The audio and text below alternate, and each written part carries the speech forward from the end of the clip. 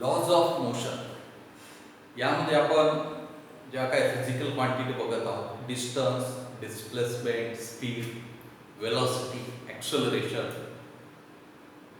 Uniform acceleration, non uniform acceleration, positive acceleration, negative acceleration, zero acceleration.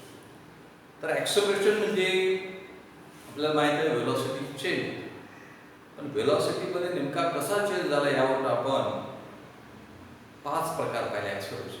Uniform acceleration यामध्ये जर velocity मधला जो change समान असेल तर uniform. If the velocity changes in equal amounts in equal interval of time, then it is known as uniform acceleration. Non-uniform acceleration, if the velocity changes in unequal amounts in equal interval of time, then it is called non-uniform acceleration.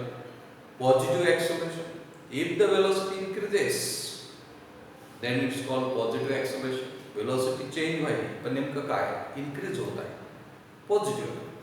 जर velocity decrease झाली negative acceleration, आणि velocity चेंजच झाली नाही तर तेव्हा acceleration तयार होत नाही, that is called zero acceleration. If the velocity does not change then the acceleration called zero acceleration. पुढे काय आपण ग्राफिकली आपल्याला अभ्यास करायचा आहे. काल आपण distance time graph for uniform मोशनचा पाहिला. जेव्हा जेव्हा युनिफॉर्म मोशन असते म्हणजे त्यामध्ये इक्वल टाइम मध्ये इक्वल डिस्टन्स पार पाडत असते. If the object covers equal distances in equal interval of time then it is called uniform motion. तर अशा वेळेस ग्राफ हा स्ट्रेट लाईन ग्राफ येतो. कोणता ग्राफ येतो? Straight line. Straight line graph हा आला म्हणजे युनिफॉर्म मोशन आहे, लक्षात ठेवा. तर त्यावर एक क्वेश्चन विचारला होता की त्याचा स्लोप काढ. कुठल्याही ग्राफचा स्लोप काढायचा असेल तर स्लोपचा फॉर्म्युला आहे y2 minus y1 upon x2 minus x1. y axis वर आपण घेतलं होतं डिस्टन्स आणि x वर घेतलं होतं टाइम. यावरून दोघाचा डिवायडेशन येतो distance upon time. Distance upon time यालाच काय म्हणतो? स्पीड. लक्षात घ्या. म्हणून जर कालच्या ग्राफ मध्ये जर आपण स्लोप काढला कुठल्याही दोन व्हॅल्यूचा y1 y2 च्या आणि x1 x2 आणि x1 व्हॅल्यू घेतल्या, अशा वेळेस आपल्याला जो काही स्लोप येतो डिवायडेशन येतो तो म्हणजे डिस्टन्स अपॉन टाइमचा येतो आणि त्यावर स्पीड काढता येते. ग्राफिकली सुद्धा आपल्याला स्पीड काढता येते डिस्टन्स टाइम वरून स्लोपच्या साहाय्याने. पुढे बघूया आणखी आपल्याला काय करता येईल. Distance time graph for non uniform motion. पहा, नॉन युनिफॉर्म मोशन असेल तर डिस्टन्स टाइम ग्राफ कसा आहे हा तुम्हाला तयार करायचा आहे. तरी थोडक्यात सांगतो की following table shows the distances covered bye bus in equal time interval. Time interval equal दिलाय, प्रत्येकी 5 सेकंद घेतलाय आपण. डिस्टन्स प्रत्येक 5 सेकंदात किती कव्हर झाले, बसने किती कव्हर केले ते दाखवलेलं आहे आणि तो ग्राफ काढायचा आहे. तर हा डायरेक्ट प्रोपोर्शनल येतो का? तर आपण पहिल्यांदा तो नॉन युनिफॉर्म मोशन कशी आहे ते बघूया. पहिल्या 5 सेकंदामध्ये 7 मीटर गेलेली आहे बस. किती मीटर आहे? 7. पुढे 5 सेकंदानंतर ते 10 सेकंदात म्हणजेच मधल्या 5 सेकंदात 7 ते 12 मीटर गेली. 7 ते 12 म्हणजे कितीचा डिफरन्स आहे?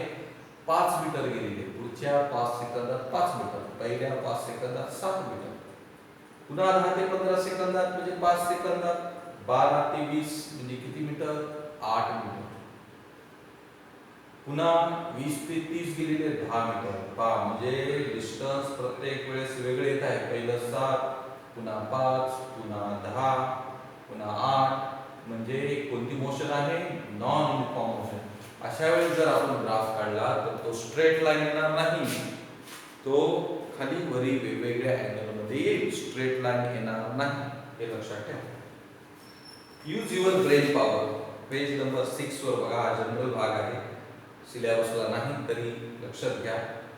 What difference do you see in distance time graph for uniform and non uniform motion?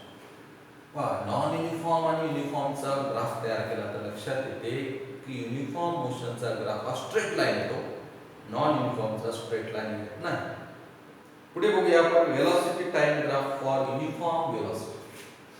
Uniform velocity घेऊया, एक समान वेग म्हणजेच युनिफॉर्म मोशन होईल.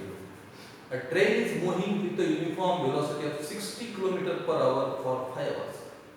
ट्रेन एक समान वेगाने निघालेली आहे 60 च्या वेलोसिटीला 60 किलोमीटर पर आवर, एका तासाला 60 किलोमीटर फॉर 5 hours, 5 तास प्रवास करत आहे.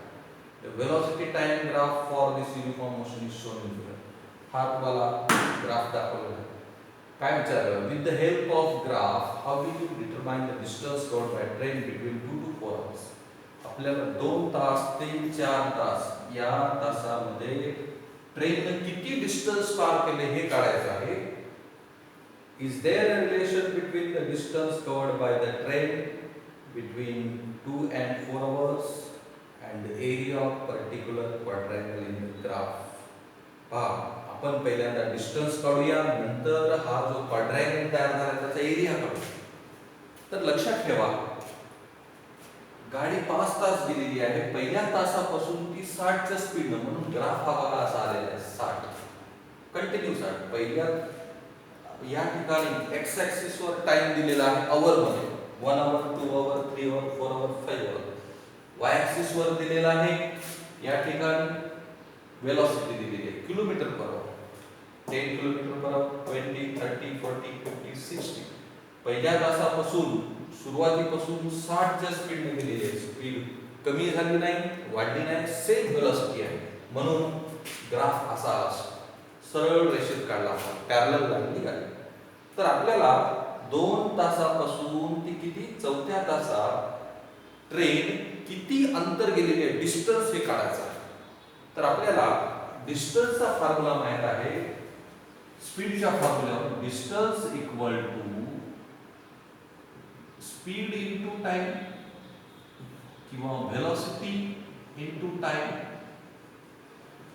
वेलोसिटी तर ठरलेली आहे 60 ची आहे, टाइम किती घ्यायचा आहे, 2 ते 4 तास म्हणजे 2 तास, 120 किलोमीटर. किती अंतर जाईल ट्रेन, 120 किलोमीटर. ताशी 60 च्या स्पीडने जात आहे, तासच्या वेलोसिटी, एका तासाला 60 किलोमीटर, 2 तासाला किती होईल, 120 किलोमीटर. आता हेच आपण ग्राफिकली कसं काढूया. काय करायचं, किती वेळेत काढायचं आपल्याला, 2 तासापासून ते 4 तासापासून. 2 तास हा पहिला पॉइंट घ्या, त्याला सी पॉइंट म्हणून, चौथ्या तासाला डी पॉइंट म्हणून, हे पॉइंट हा वरील सरळ या ठिकाणी जोडू आपण, त्याला ए पॉइंट. पुन्हा डी पॉइंट वरील सरळ जोडा या ठिकाणी बी पॉइंट म्हणून, कारण 2 तासातही 60 चा वेग होता, चौथ्या तासालाही 60. इथे क्वाड्रँगल तयार झाला ए बी सी डी किंवा ए बी डी सी. कोणता क्वाड्रँगल आहे, ए बी डी सी. याचा एरिया काढायचा आपल्याला. कुठल्याही क्वाड्रँगलचा एरिया घेतला तर काय असतो फॉर्म्युला, लेंथ इनटू ब्रेड्थ. काय आहे, लेंथ इनटू ब्रेड्थ. आता या क्वाड्रँगलची लेंथ काय होईल पहा, इथून ते इथपर्यंत एसी, एसी लेंथ होईल. ब्रेड्थ काय होईल, एबी घ्या किंवा सीडी घ्या, सीडी होईल. एसी ग्राफ वरून मोजा, एसी बघा या ठिकाणापासून ते इथपर्यंत काय आहे, 60. किती किलोमीटर आहे, 60 kilometre per hour into CD घ्या. सीडी म्हणजे टाइम आला, टाइम 2 ते 4 तास म्हणजे किती आहे, 2. किती आलं, 120 आलं. बघा हा निघालेला एरिया क्वाड्रँगलचा आणि हा आलेला आन्सर दोन्ही सेम निघाले. मग यावरून लक्षात घ्या, जर ग्राफ हा वेलोसिटी टाइमचा ग्राफ असेल, युनिफॉर्म मोशन असेल, तेव्हा कुठल्याही त्या 2 पिरियड मध्ये, टाइम इंटरवल मध्ये जो काही क्वाड्रँगल तयार होतो त्या क्वाड्रँगलचा एरिया काढायचा. तो एरिया म्हणजेच काय असतो, डिस्टन्स असतो. त्या वस्तूने, त्या गाडीने कव्हर केलेलं डिस्टन्स असते. The distance covered by the train is equal to the area of quadrangle in between the time interval. जो कोणता टाइम इंटरवल घेतला, 2 तास ते 4 तास, याच्यामधला जो क्वाड्रँगल तयार झाला, तो क्वाड्रँगलचा एरिया पुन्हा एवढा निघाला इक्वल टू डिस्टन्स. अशा पद्धतीनं ग्राफचा वापर करूनही कॅल्क्युलेशन करता येतात. हे सांगण्यासाठीच आपल्याला हे दिलेलं आहे. हे एक्स्ट्रा आहे. समजलं तरी ठीक आहे, नाही समजलं तरी काही प्रॉब्लेम नाही. हे जनरल माहितीसाठी आहे. ओके.